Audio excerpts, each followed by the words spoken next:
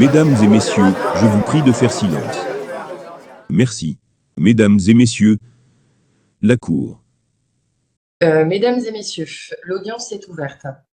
Nous sommes aujourd'hui réunis pour examiner le cas d'Adeline, étudiante en master 2 IME, accusée d'avoir utilisé de manière frauduleuse un outil d'intelligence artificielle, en l'occurrence ChatGPT, pour rédiger l'intégralité de son mémoire de recherche. Les faits qui lui sont reprochés sont les suivants. Usage frauduleux d'un outil d'intelligence artificielle pour la rédaction d'un travail académique supposé être personnel. Manquement aux engagements académiques par la violation d'une charte de bon usage qui avait été signée en début d'année. L'enjeu de cette audience est d'établir les faits avec rigueur, d'examiner les éléments de preuve et d'évaluer les conséquences de ces actes sur l'intégrité académique. Le déroulement de cette audience suivra plusieurs phases. L'accusation et la défense auront l'occasion d'exposer leurs arguments, de présenter leurs témoins et de contre-interroger les parties adverses. En fin de séance, après les plaidoiries, le jury se retirera pour délibérer avant que le verdict ne soit prononcé. Que chacun prenne la parole avec sérieux et responsabilité. L'audience est officiellement ouverte. En l'absence du juge assesseur, je vais moi-même procéder à la vérification de l'identité de l'accusé. Madame l'accusée, pouvez-vous confirmer votre nom, prénom et votre statut académique actuel? Adeline Stroza, étudiante en Master 2 IME. Très bien. Après vérification des informations, votre identité est confirmée. Nous allons maintenant entendre le procureur qui exposera les enjeux de ce procès et présentera les accusations portées contre l'accusé. Madame le procureur, vous avez la parole. Merci Madame la juge. Mesdames et messieurs les jurés, aujourd'hui nous ne jugeons pas seulement un étudiant, nous sommes ici pour défendre l'intégrité de notre système académique face aux dérives de l'intelligence artificielle. L'accusée, étudiante en Master 2, devait produire un mémoire attestant de sa capacité à mener une réflexion scientifique, à argumenter, à problématiser.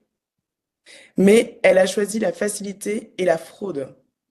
Plutôt d'écrire son mémoire elle-même, elle a entièrement délégué cette tâche à une intelligence artificielle nommée ChatGPT, violant ainsi la charte de bon usage qu'elle avait signée en début d'année. Or, cette charte stipule clairement qu'un mémoire doit être le fruit d'un travail personnel et qu'une intelligence artificielle ne peut en aucun cas en assurer la rédaction intégrale. Mesdames et messieurs, si nous tolérons ce comportement, que deviendront nos diplômes? Quelle valeur auront-ils si, demain, ils ne témoignent plus d'un savoir acquis, mais d'une simple capacité à copier-coller du contenu généré par un algorithme? Ce n'est pas de la science, ce n'est pas de la recherche, c'est une illusion de compétence. L'accusée savait, elle ne peut pas plaider l'ignorance.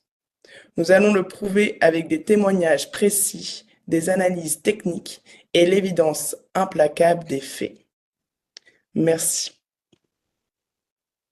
Merci beaucoup, Madame la procureure. Nous allons dès à présent entendre le premier témoin, Madame Tiffany, experte en détection de plagiat. Oui, bonjour. Donc, je suis experte en intelligence artificielle et en détection de plagiat et j'ai procédé à plusieurs analyses techniques afin de déterminer si ce mémoire avait été effectivement rédigé intégralement à l'aide d'une intelligence artificielle. Donc, j'ai d'abord réalisé une analyse de style et en examinant le texte, on remarque évidemment une forte uniformité dans le ton, dans la syntaxe ou dans le choix des mots. Alors qu'un travail rédigé par un humain comporte généralement plus des variations naturelles comme des maladresses ou encore des changements de style entre les différentes parties. Et ici, on observe bien une fluidité constante, ce qui est typique des textes produits par une IA comme ChatGPT. Il n'y a aucune trace d'un travail personnel dans ce mémoire. J'ai également soumis pour vérifier le mémoire à plusieurs outils spécialisés dans la détection de contenu généré par une IA comme GPT-0 ou DetectGPT. Et les résultats sont sans appel. Donc GPT-0 attribue un score de 98% de probabilité que ce texte ait été généré par une IA.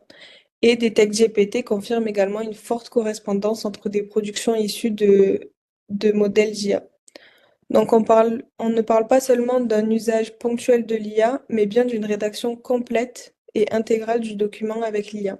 Ensuite, j'ai effectué également un examen de métadonnées du document qui a révélé un détail particulièrement troublant, c'est qu'il n'y a aucune trace de modification progressive. Donc, un mémoire universitaire passe normalement par plusieurs étapes de rédaction, de réécriture ou de correction, et on y trouve habituellement des traces d'édition, des versions successives ou des annotations, alors qu'ici, tout semble avoir été généré en une seule fois, sans révision. Donc, c'est un indicateur clair qu'il ne s'agit pas d'un détail rédigé progressivement par un étudiant. Et enfin, j'ai comparé ce mémoire avec d'autres contenus issus de ChatGPT. Donc, on a utilisé des bases de données de réponses générées par ChatGPT et on a constaté plusieurs passages quasiment identiques à des formulations standards fournies par cet outil. Donc, cela signifie bien que l'accusé n'a pas simplement utilisé ChatGPT pour l'assister dans la rédaction, mais bien pour produire l'intégralité du document. Nous allons désormais entendre Alizé, qui est camarade de promotion d'Adeline. Merci. Madame la juge, mesdames et messieurs les jurés, je suis ici devant vous aujourd'hui pour témoigner d'un crime académique d'une audace sans précédent. Comme nous l'avons entendu, l'accusé, étudiant en Master 2 IME, a rédigé l'intégralité de son mémoire en déléguant la tâche à ChatGPT. Ce n'est pas lui qui a sué sur ces pages, mais c'est une intelligence artificielle qui n'a même pas besoin de café pour tenir la nuit. Tout a commencé par un échange sur notre serveur Discord de promo, un espace d'entraide où l'on partage nos galères, nos découvertes et parfois même nos crises existentielles à 3 heures du matin face à un plan de mémoire qui refuse de se structurer. Ce soir-là, alors que certains débattaient encore sur la pertinence d'une méthodologie mixte, l'accusé, lui, affichait une sérénité insolente et s'exclama: Les gars, sérieux, je suis trop bien. Mon mémoire avance à une vitesse folle. Intrigué, je lui demande comment il a réussi cet exploit, alors que nous, pauvres mortels, luttons avec nos hypothèses et nos revues de littérature. Sa réponse: Honnêtement, j'ai trouvé un moyen ultra efficace. J'ai une technique révolutionnaire. Révolutionnaire? Je pense qu'il y a anguille sous roche. Je pousse un petit peu l'accusé. Ah ouais, partage parce qu'on galère tous là. C'est là que l'accusé lâche l'aveu fatal. Bah, disons que j'ai un assistant perso qui ne dort jamais. Le serveur s'anime, les messages fusent sur Discord.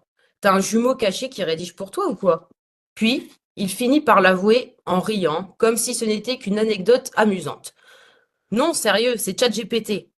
J'écris une question, il me pond du texte nickel en 5 secondes. J'ai déjà fait l'intro, la problématique et la méthodo comme ça. Franchement, c'est fluide, bien écrit, ça me fait gagner un temps de ouf. Un silence s'abat sur le serveur. Certains envoient des emojis, morts de rire, d'autres réagissent avec des points d'interrogation. Puis, une voix s'élève. Attends, t'as rédigé tout ton mémoire comme ça? L'accusé hésite, puis il répond.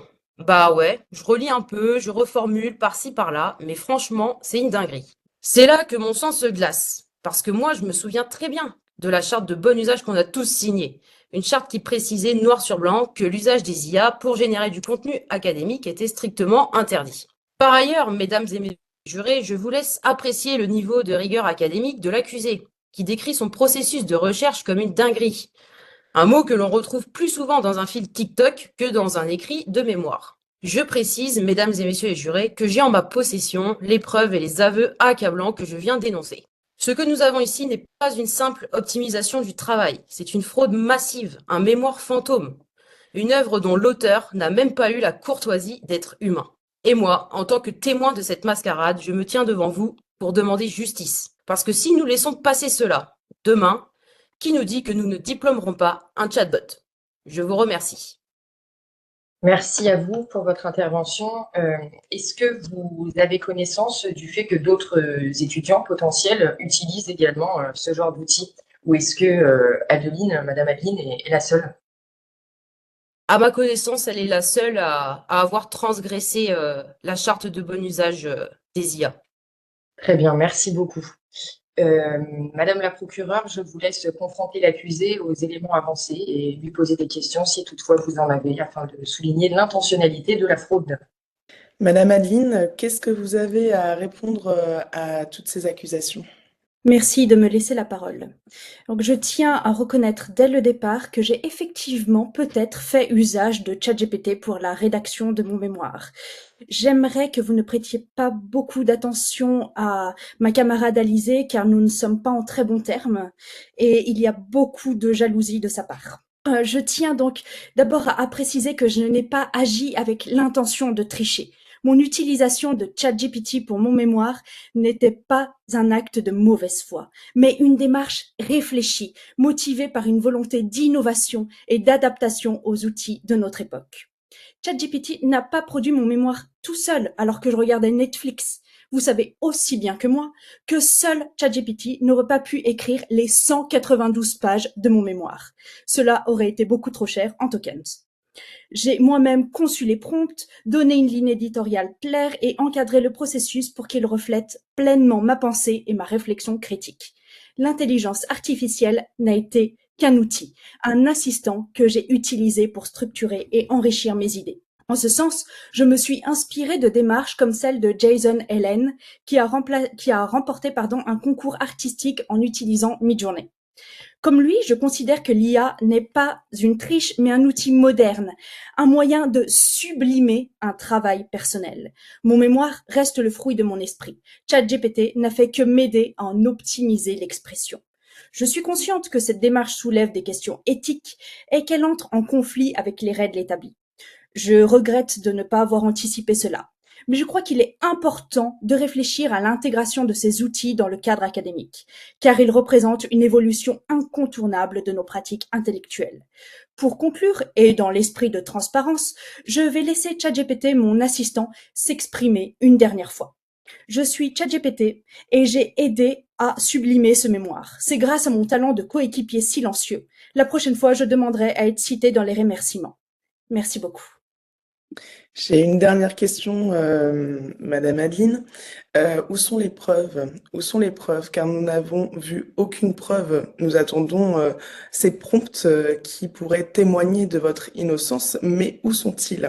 Pour cela, je laisserai mes avocats me défendre. Merci. Je laisse l'accusé à la défense. Je suis maître Audrey, donc avocate de Adeline. Adeline, j'aimerais que tu nous exprimes un petit peu plus dans quel état d'esprit est-ce que tu t'es sentie lorsque l'accusation est tombée, surtout lorsque tu as appris qu'elle venait d'une de tes camarades que tu ne portes pas dans ton cœur. J'ai été choquée par ces accusations infondées. Effectivement, j'ai utilisé ChatGPT, mais ce n'était pas du tout, comme je l'ai dit, dans l'optique de tricher. C'était pour utiliser des outils que nous avons et qu'il faut utiliser. Merci. Cela soulève donc une question primordiale. Qu'est-ce qu'on sous-entend par tricher? Tricher, est-ce que c'est pas finalement l'action de vouloir tromper délibérément autrui? Ici, ma cliente a pu l'évoquer. Son but n'était pas de tricher. D'ailleurs, sa soutenance de mémoire sera l'occasion de prouver sa démarche scientifique, de prouver ses connaissances, de prouver le sérieux de son travail. Ici, l'intention n'était pas de tricher, mais simplement d'optimiser son travail, de sublimer, comme elle l'a évoqué, le contenu de sa pensée, le fruit de son travail. Est-ce que vous, dans vos usages, et notamment l'étudiante qui est présente ici, peut jurer devant l'assemblée complète n'avoir jamais utilisé d'outils pour agrémenter son travail, de n'avoir jamais sollicité l'IA, l'intelligence artificielle, pour questionner sa démarche, pour améliorer son propos, pour vérifier la cohérence de son contenu. Donc ici, c'est exactement ce qu'a fait ma cliente finalement. Elle a juste voulu assurer justement que le contenu soit bien rédigé, fluide, clair, qu'il transcrive au plus proche le fond du travail qui avait été réalisé. Est-ce que finalement, cette situation ne serait pas plutôt l'occasion de pousser l'université à reconnaître ses torts? Cette charte, finalement, n'a que peu de valeur juridique, et pour cause, une non-signature de cette charte n'entraînait absolument jamais des sanctions sur l'obtention des études des étudiants. Donc, est-ce que finalement l'université n'est pas un peu froide à reconnaître dans son règlement et à caractériser dans son règlement l'utilisation des IA génératives? Je vous laisse sur cette question pour la suite. Donc, Madame le procureur, si vous avez d'autres questions à poser à la défense de l'accusé, c'est à vous. Aucune question à rajouter. Je laisse place aux deux autres témoins qui vont arriver à la barre. Très bien. Nous allons donc entendre le premier témoin, donc Madame C, étudiante en Master 2 IME. Bonjour Madame la juge, bonjour à tous. Je voudrais juste dire que je suis complètement abasourdie du manque de solidarité de notre camarade Alizé. elle-même sachant à quel point ces études sont dures, éprouvantes. Voilà, elle l'a dit elle-même, on est parfois amené à ressentir beaucoup de stress, beaucoup de pression. L'usage d'un outil qui nous aide à la rédaction, qui nous aide parfois, voilà, à reformuler certaines phrases, je ne trouve pas que ce soit excessif. Je défie Alizée de produire un mémoire entier sans y avoir mis aucun effort, sans avoir elle-même formulé certaines phrases. C'est absolument impossible, elle-même le sait. Adeline, et je sais quel travail elle est capable de produire. Elle n'a pas euh, produit ce travail, encore une fois, comme je le dis, sans effort. Parfaitement, ça a été un appui à la rédaction, donc je ne vois pas en quoi c'est un mal. Et puis, je voudrais aussi qu'on se pose la question, la manière finalement de travailler plus globalement, puisque nous, on est quelque part incités à utiliser de l'IA dans le cadre de ce master. Il faudrait peut-être plus nous former. On sait qu'il y a une charte, mais il faudrait davantage nous former, dénoncer Adeline, alors que je pense qu'une grande majorité d'entre nous avons déjà fait usage de plusieurs des intelligences artificielles qui existent. Voilà, je trouve ça un peu honteux.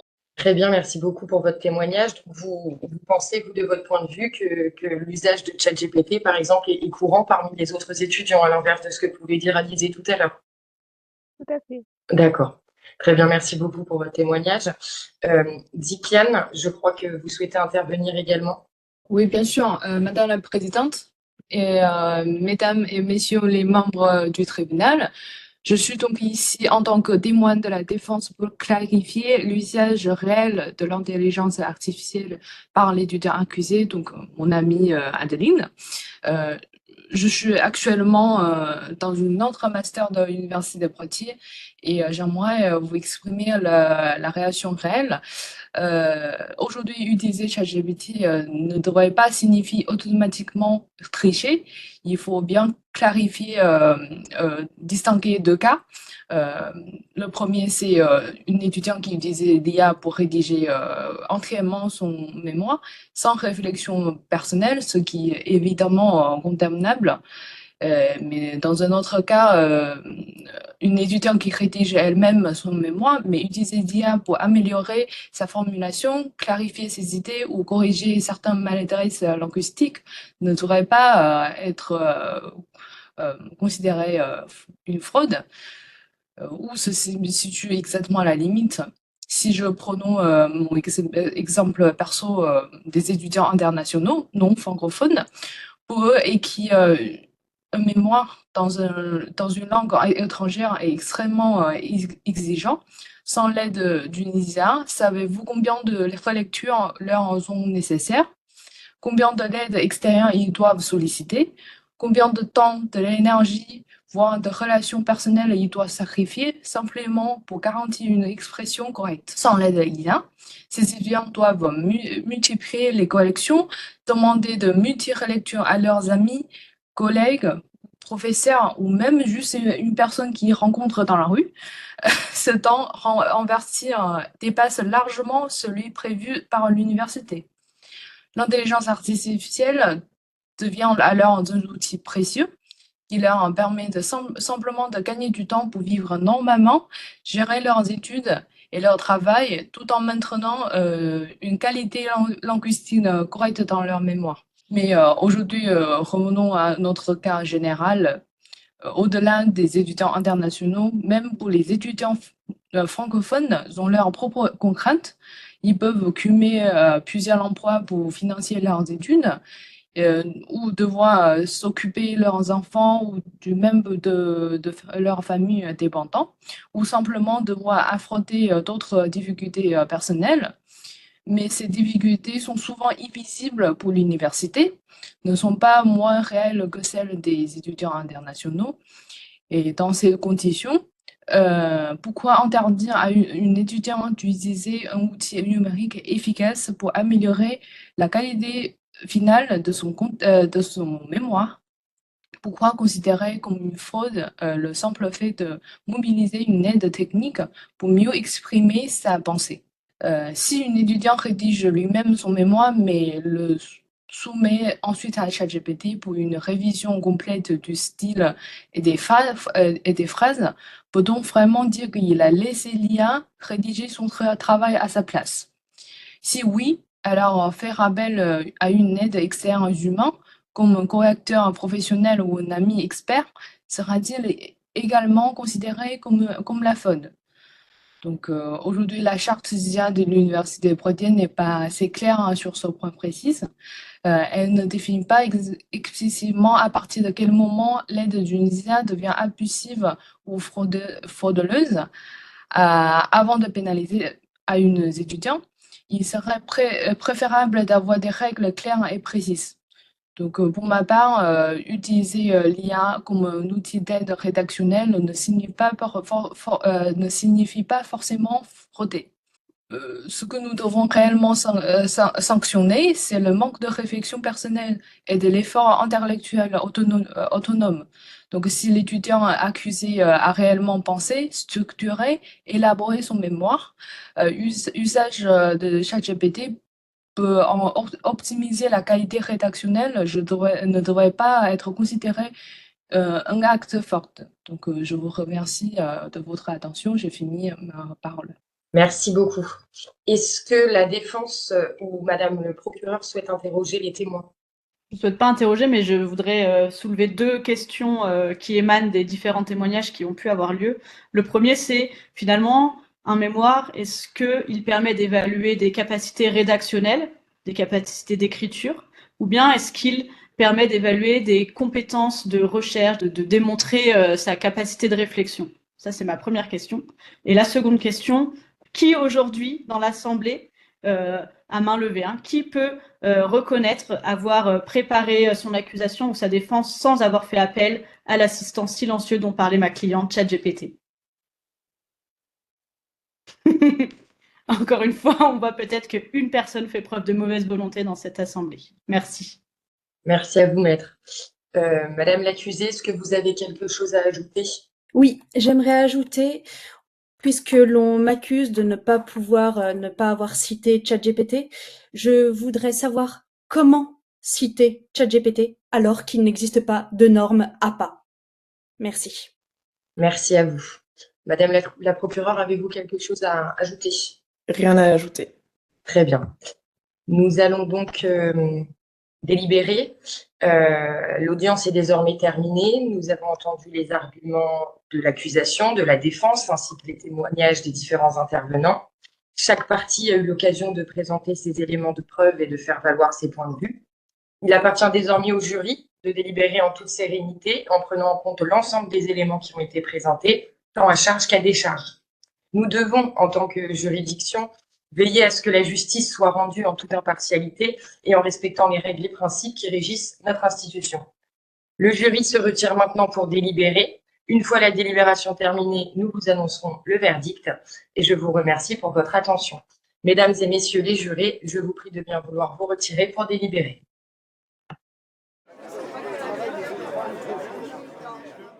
Le jury a rendu son verdict.